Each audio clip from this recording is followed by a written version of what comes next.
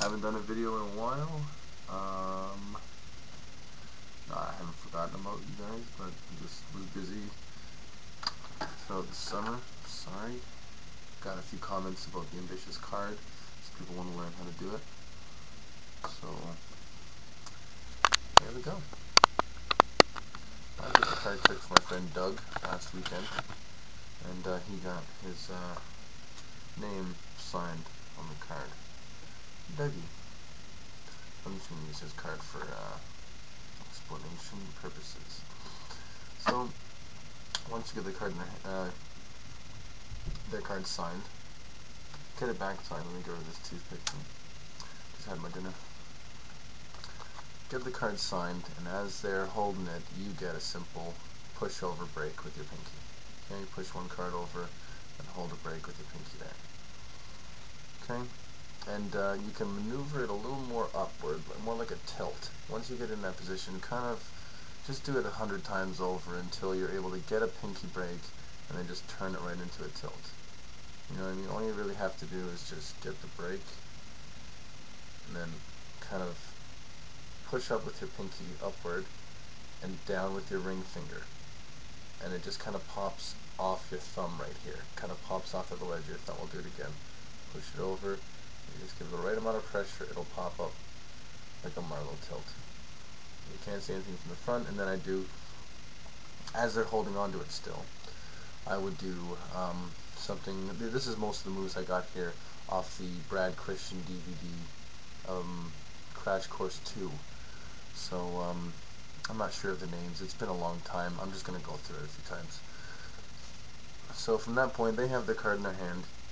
You have your Marlowe tilt under here, a nice generous one. You know, you want to make it look like the card's going in. And if people are on your left side, it's pretty much okay because you have this coverage here. But people on your right side, watch out for them. If they're eyeing your cards, just keep your cards tilted down on the right side.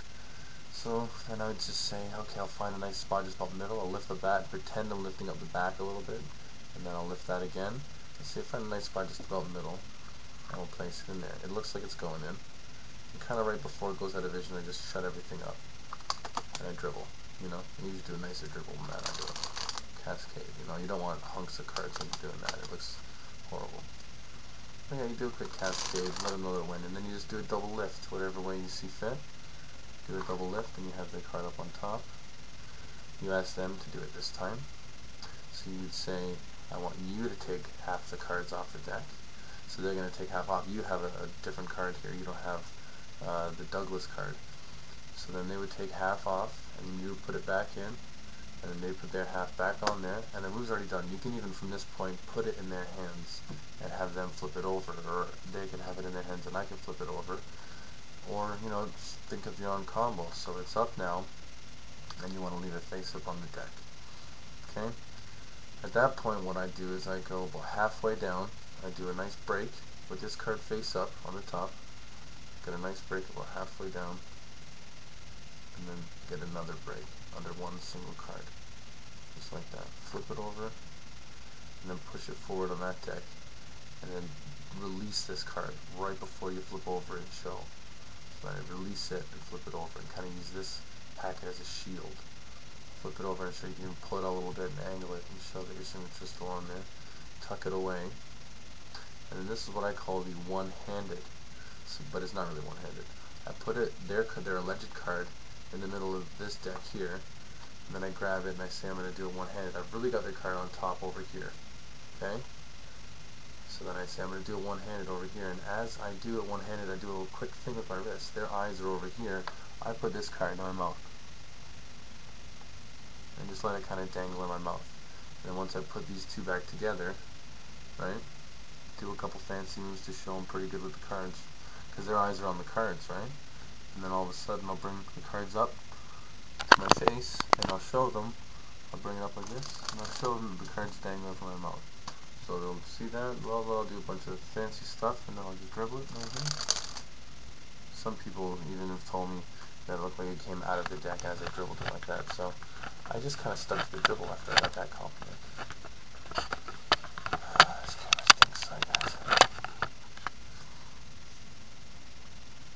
so that it appears in your mouth.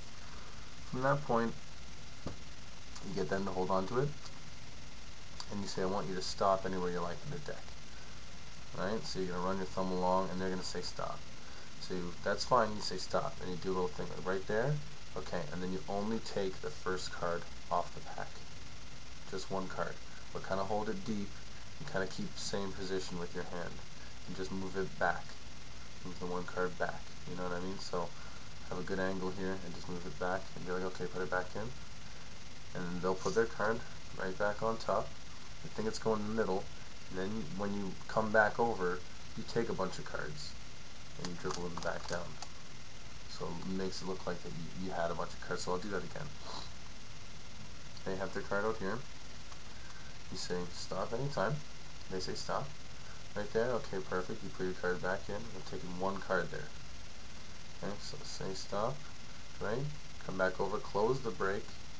You just lift up one with your thumb back here, bring it forward, and then back.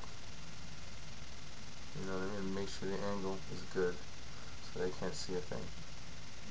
Alright, okay, put it back in there. And kind of like get this deck lower in your hand, kind of make it more convincing. You know, you got to do a lot of things, a lot of subtleties. And once you're done, you grab. Oh, once they put their card back in, they'll put it face down.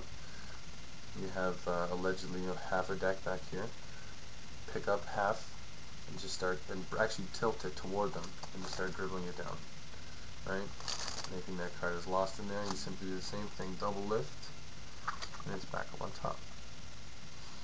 Okay? And then what I do at this point, because you have a stranger card up here, you can just do something with it. What I can do is, there's a lot of things you can do, but I'll just stick it in, the stranger card, not their card, and I'll lose it, and then I'll tell them, I'll have it show up on the bottom of the deck. And that's just a diversion as I spin it, and I flick it out. I do a quick flick, I catch it. This is probably the easiest flick you can do. There's the other flick, you know, I wouldn't be able to do it in here. I got low ceilings, and I can really fling the card high. So, but this one's a nice, low, you could, Never ever once have you ran with the turf, but yet in every verse claim you used to do the dirt. But tell me who's a witness to your fucking work? See, you never handle business, so say the drama jerk. Too many around at one time. Unless you're in a controlled situation where you want to practice, and you got maybe a hat nearby, and you want to practice shooting them into the hat. I like to just practice straight up catching it. Boom, boom, boom. Yeah, it's not hard. Doing like 50 in a row is pretty hard. Going through a whole deck, you know. And you will get the occasional live performance where you drop it. No big deal. Sometimes I'll do a little comedic thing, like if I drop the card, I'll stomp on it with my foot.